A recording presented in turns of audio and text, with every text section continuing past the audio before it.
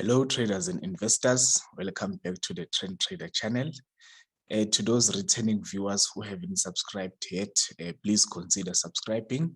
And everyone who's watching this video, if you find content to this video, please make sure that you smash that like button and share this video with as many people as you can. Right? In today's video, I'm going to show you how do I find investing or trading opportunities. In the past, I've shown you some companies. We did a bit of fundamental analysis for those companies. Then we went to look at the charts. But today, I will show you the exact way how I actually find companies. As you know, I use technical analysis. So the basis of me finding an opportunity, it starts with the chart. It does not start with me looking at a particular company or sector that I'm interested in. Right? But before we start, I just want to remind those that don't know, we have this free guide to stock market investing. The ebook is free. You can get it on Gumroad. As you can see there, it's selling for free. People have already downloaded the book. So if you haven't gotten yourself a copy, make sure that you download it. The link to the ebook is in the description there. So, I mean, the reason why we made this ebook is because there are some people that are interested in stock market investing, but they do not understand what it takes to invest in the stock market. So this ebook will help them to understand the asset classes that are found in the market, and then the risk and volatility that is found in the market as well. And the ebook, it further explains the difference between growth and dividend income investing and how investors can try to beat the inflation using the stock market. And then we have resources that people can use to find ETFs. And then obviously there are some people who actually paid for the book, because there's an option you can get it for free. You just put in 0 there and then click I want this. You will be able to download it. But as you can see, there are 9 people who actually paid for the ebook. We do have a private trading group. So we say that if you pay at least $5 for the ebook, even though it's free, then we'll invite you to our Telegram trading group. You can find more information on the group here. Right, so do keep in mind, make sure that if you haven't gotten yourself this copy, go and get yourself this free copy of this ebook. Okay, so now let's begin. There is a sector that I'm interested in, so I'll be showing you how do I find that trading opportunity. So basically, I've been looking at the American ETFs. Well, I look for opportunities everywhere, South Africa and the US, because those are the markets that I currently trade at the moment.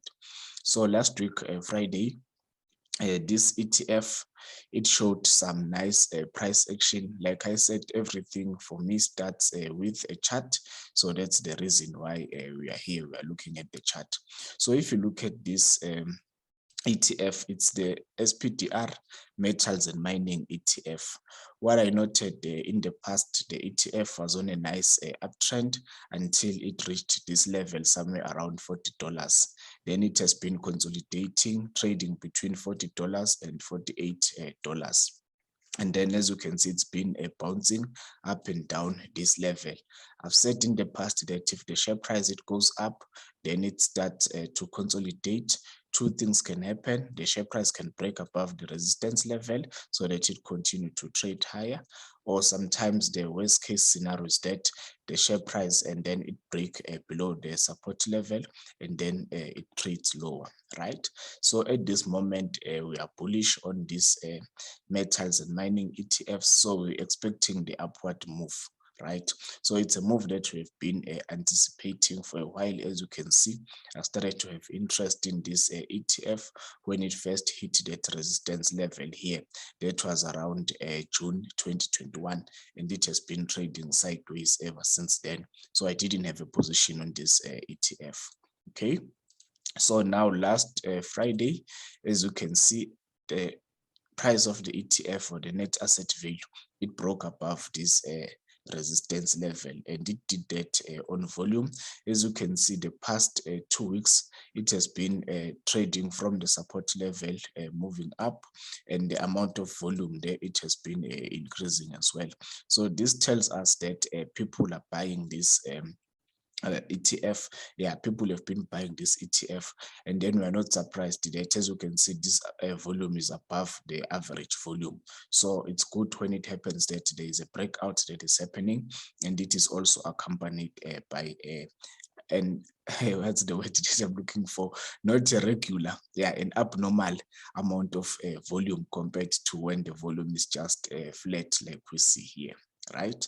So now when we saw that the XME ETF closed above this level here, then the first thing that comes to my mind is that, all right, I need to add this ETF into my portfolio. So depending on which broker you are using, if you're using EasyEquities, unfortunately, they don't have this ETF, but they have a different ETF that you can buy there.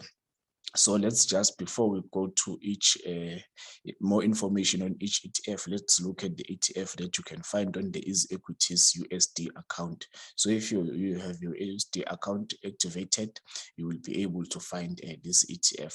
So as you can see, the difference between these two ETF, this ETF hasn't broken above this level, but you still see that here there's this higher price. So once it starts to trade above $52, that is when we'll say that it has formed a breakout. You can see here it has it's been trading nicely on this support level. So the share price can go up there. If it finds resistance, it can then come back to trade lower. It's one of two possibilities that can happen.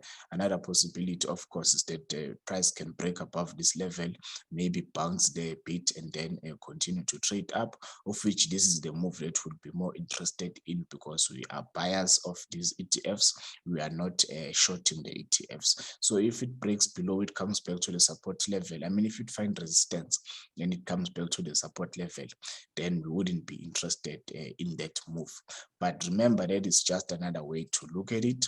Some people, they will actually have a trend line here and then say that, okay, the ETF has broken above this trend line, and then as you can see, it went up, came back to retest this level, and then it's moving up. Then it could be another buy opportunity. Then again, it differs on your train of thought and which belief system you are coming from. If you believe that the ETF has broken above this resistance level, there's nothing wrong with that thinking. In fact, if we were to play that move, we would buy even at the current level and set our stop loss just a few cents or US dollars below this level, anticipating that the share price is going to go up, but be mindful that there's a potential resistance around this area of value, right? So if you're using EasyEquities USD account, you will find this iShares Global Select Metals and Mining Producers Fund. They do not have the XME, which is the metals from SPDR. I've already checked, right? Yeah, I've already checked, and I saw that they don't have it. Those who use eToro as their broker, eToro does have this ETF as well. They do not have that XME fund. But for those traders who use Hot Forex does have the XME ETF, right? So now let's go to the ETF and see what is it about. So while you are still here and you haven't subscribed, please make sure that you subscribe. If you enjoyed what you've shared so far, please consider liking this video. This really does help our channel to grow. Okay, so now we are on the website of the ETF provider, which is the State Street Global Advisor. We normally just called it SPDR or SPDR. That's the easiest way that you remember it. Remember, we're talking about the XME ETF, which is the Metals and Mining ETF. So now, because we see on the chart, for those people that are interested in investing in something that they understand, that is why we do this to come here now and try to find more information on the ETF before we make an investment decision, right? So as you can see from the chart itself, we saw that the net asset value is somewhere around 47 US dollars. Let's go back to the chart so that you can see. Yes, it closed at $48.40. So the website hasn't updated the price, but as you can see, it's from the 10th of February. The Friday closing date was the 11th, so it's a bit behind. But what you see here is that the net asset value is closer to the closing price. It's trading in the USD, so the base currency is USD. So what you need to pay more attention whenever you are buying exchange traded funds is the gross expense ratio, which is the fees that you pay to the ETF provider, right? So the higher the fees, the more we consider that ETF to be expensive, right? Depending what expensive means to you, 0.35 could be insignificant. I mean, there are ETFs that have a total expense ratio that approaches 1%. So now when you look at the key features of the ETF, according to the website, it says that it tracks the S&P 500, well, not S&P 500, Standards and Poor Metals and Mining Select Industry Index, right, which is called the index. So this is an index tracking ETF, well, based on the total expense ratio. Not sure if you should say it's a low-cost index tracking ETF, right? But this ETF provides exposure to metals and mining segment of the Standards and Poor, right? Like we said, and then it covers these following sub industries: aluminium. You know, Americans they say aluminum, but South Africans we say aluminium. So it covers aluminium, coal, consumer fuels, copper, diversified metals and mining. It also covers gold, precious metals, minerals, silver and steel. So yeah, you can get this information if you go to this website, but basically it covers different kinds of metals that you find there, right?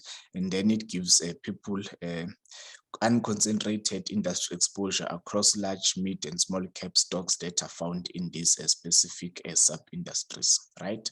So this benchmark is just the same thing. That explains the same thing over there, right?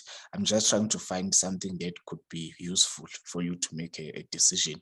We've already mentioned that the expense ratio is 0.25, and then the fund distribute a quarterly, right? If you look at the frequency, one of the reasons why we buy ETFs is because we want to receive those quarterly distributions. Remember, we also invest to receive income from either dividends or distributions, right?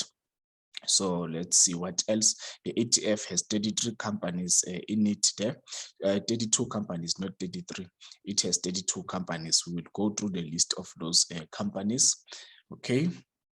Let's see what else is there. In terms of the fund distribution yield, that's like how much you should expect to receive from this company. So you can already see that the 0.66%, it's a low figure, but that's the story of another day. The reason why we are buying this is based on technical analysis. We are just expecting the net asset value to go up, which will increase.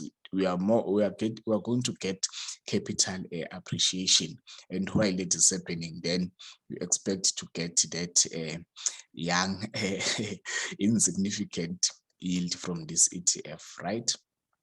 So let's see what else is there that you're interested in. So here it shows how the fund tracks that index, the S&P. You can see the fund is in bluish, and then the ETF is yellowish. The tracking error, I mean, remember the ETFs, they carry fees, so there will always be a few basis point short compared to the index that they're tracking, because they need to subtract those fees. But as you can see, wherever the index goes, the ETF goes there. So it shows that it's tracking it nicely. We're not going to cover the performance here because we are looking over a chart. If you look at year to date, it's down minus 6.7%, but over a period of 1 year, it's up over 30%. So for the people who consider themselves to be long-term investors, they can look between 5 and 10 year numbers. But remember that these are cyclicals. They go up and down depending on whether there's a demand of those specific metals. So in that 10 years, I wouldn't be sitting in that position and losing money. If the trend is up, I will be in that market. If the trend is down, I'll be out of that market, right? So now let's look at the top 10 holdings, right? Like I said, you can just buy the ETF depending on the broker that you are using. So once you get the ETF, you already have exposure to all these companies. Before I go to these companies, let's just look at the dividends that they are paying. So you can find the dividend distribution history of this XME ETF. As you can see, they say that it distributes quarterly. So every 3 months, you can see here, March 2021, June 2021, September 2021, and December 2021. You look at the amount that they've been paying, it averages about 7 cents or so. So every quarter, you can expect to receive 7 cents. Remember, this are US cent.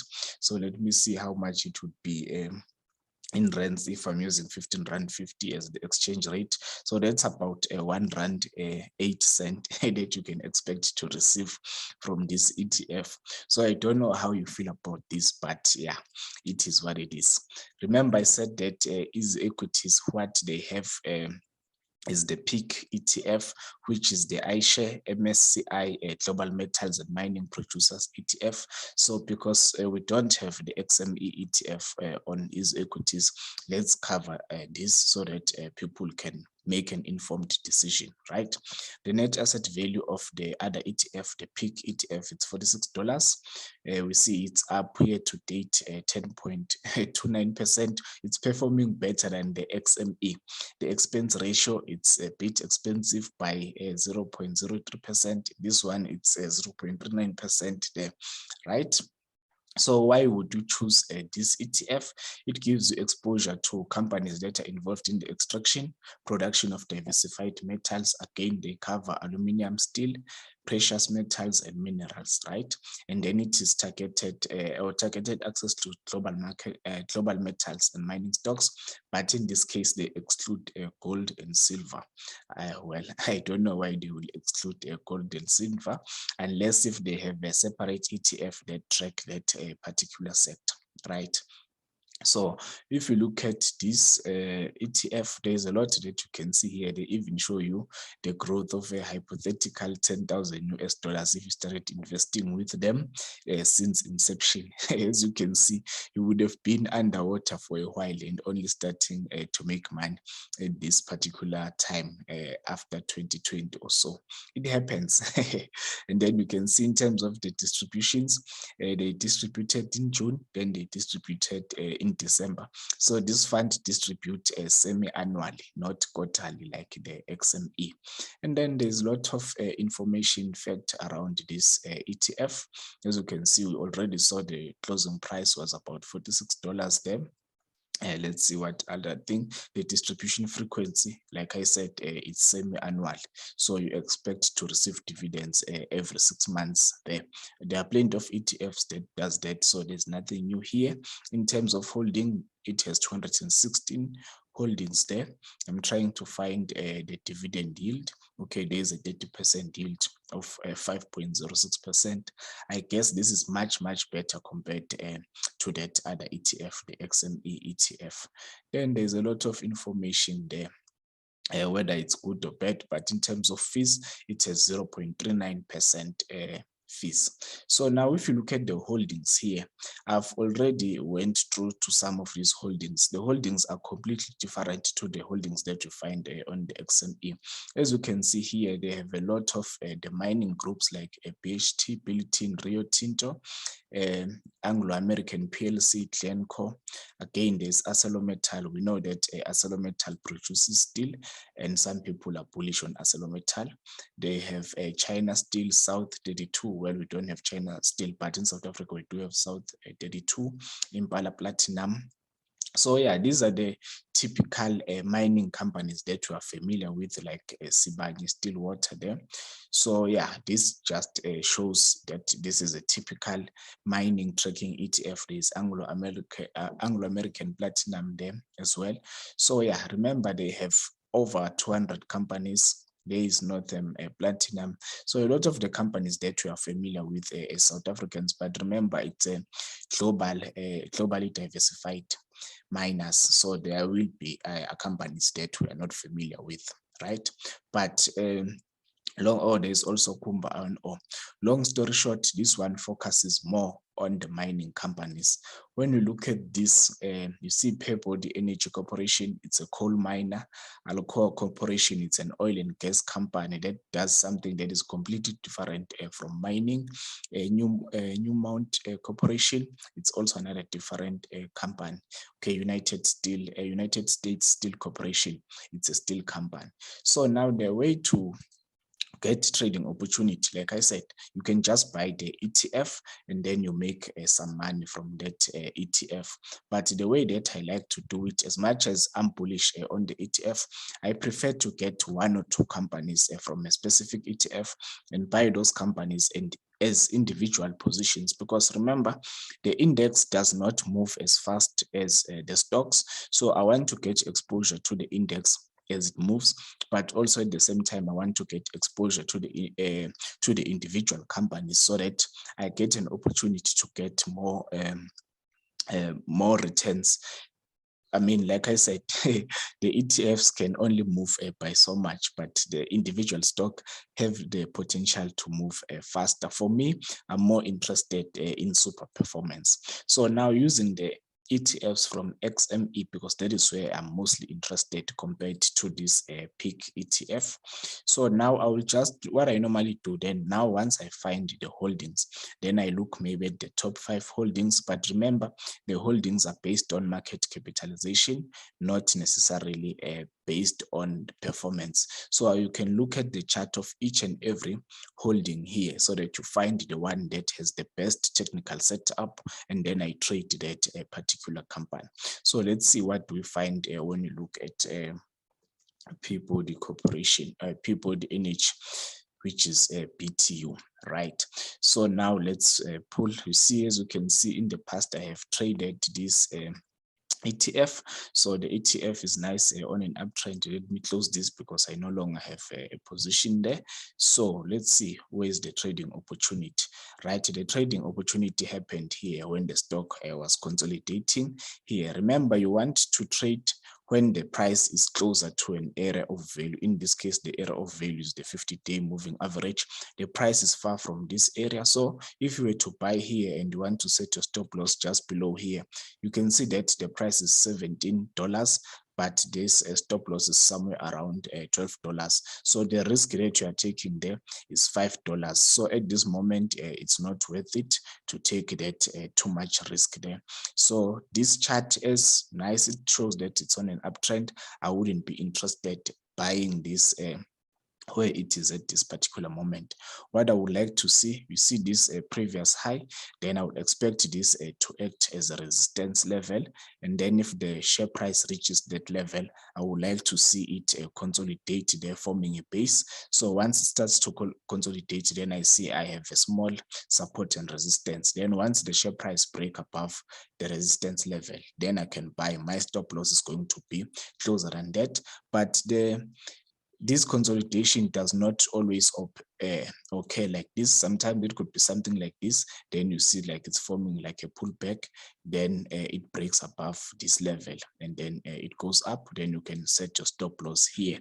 There's no one perfect way to do it. It's just that the more you do technical analysis, the more you become familiar with the different patterns that can okay there. Sometimes, I mean, the share price can just go up, reach that resistance level, not even consolidate a bit, break above, hopefully come back to retest.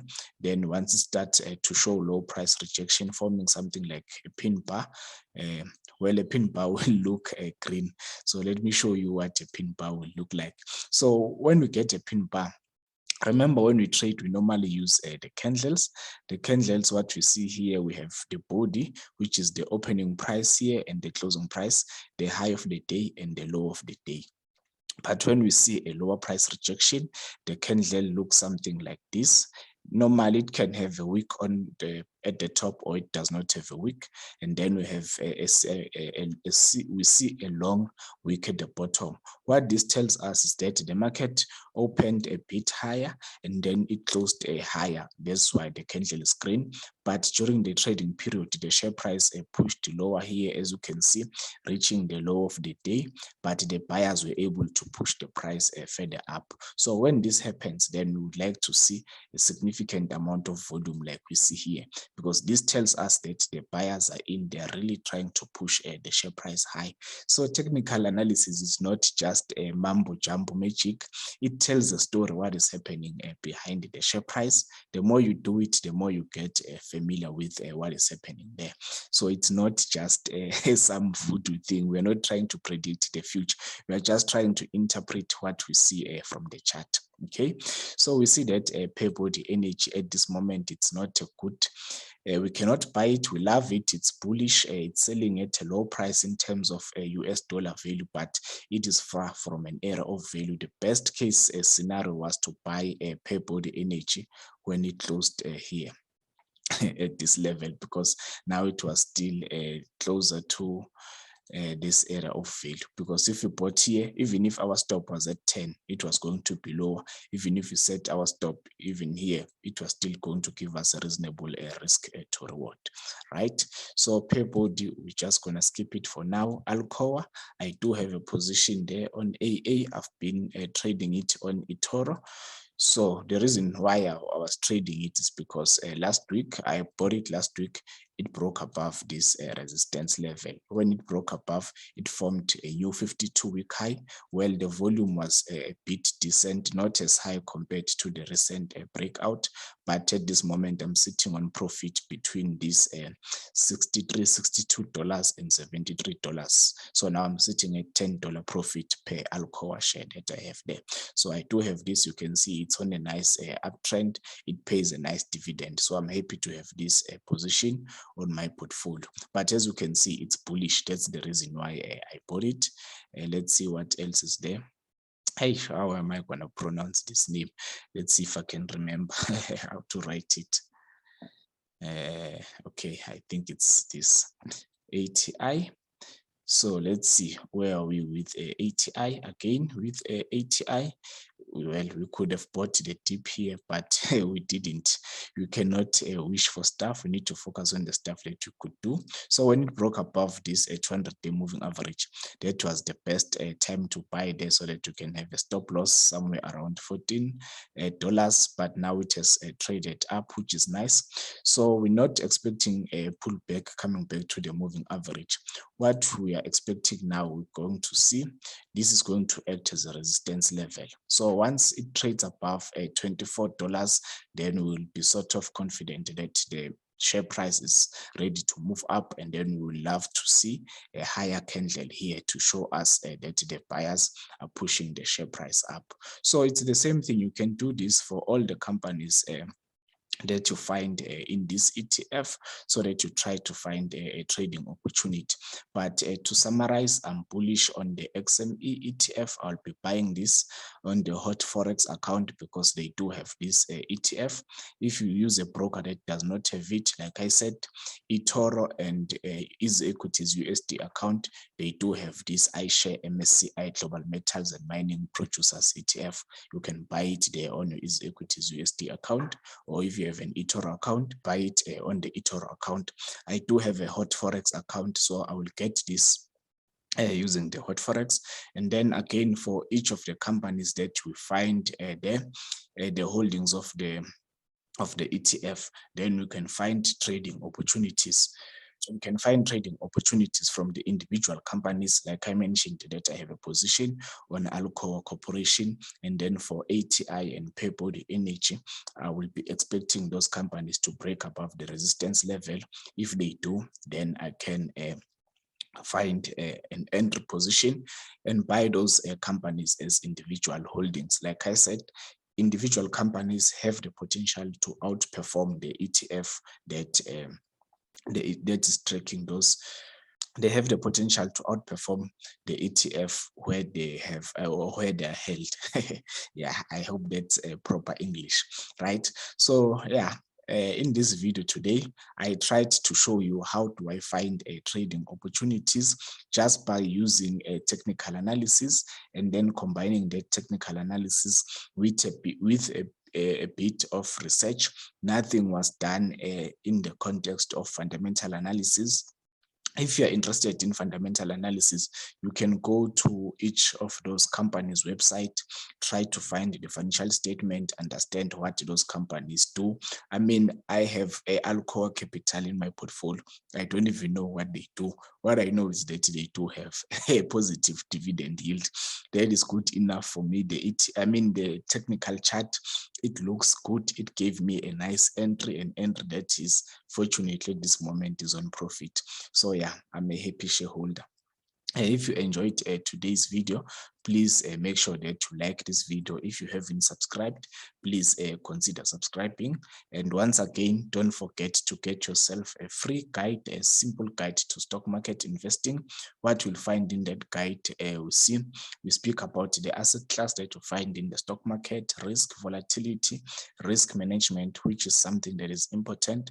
Then we speak about capital appreciation and dividends, and then growth versus income investing, and then where do you start as a beginner retail investor, especially an investor with a limited capital. We speak about brokers, what you need to know about brokers, ensuring that you find knowledge before you even consider investing. Then once you have the investing knowledge, then how do you start investing, and when does inflation come to attack you and your invested funds, and then the resources that you can use to grow as an investor. Our goal in this YouTube channel is to assist both investors and traders to grow. Our goal is to see, we would like to see everyone having a growing equity curve. So we think that it's a noble goal, but it rests upon the individuals. What do they want for themselves? But we would like to ask you that you smash that like button. In the next video, we'll be talking about trading psychology. Well, not necessarily trading psychology, just the psychology that you need to have in the stock market as a stock market participant, whether you are a trader or an investor. And another thing that we are going to cover is when do you sell. We've been covering a lot of when do we buy companies, but now we need people to understand when it's the right time to sell the positions that you're having, right? So remember, if you go to the community tab, you can see there, we asked that question, what people would like us to cover in the next video. So we got a response. Somebody said that, can we cover that? When to exit trades, when profit is enough, when does one cut a loss and admit that the market is not moving in their direction, right? We do post some things in the community tab, and we come back, we do give replies to these people and stuff. So yeah, just do check that. So that's the next video that we'll be making. So make sure that you click that bell icon so that you don't miss that video when it's coming out. So that's it for today. Happy trading. I will see you on the next video.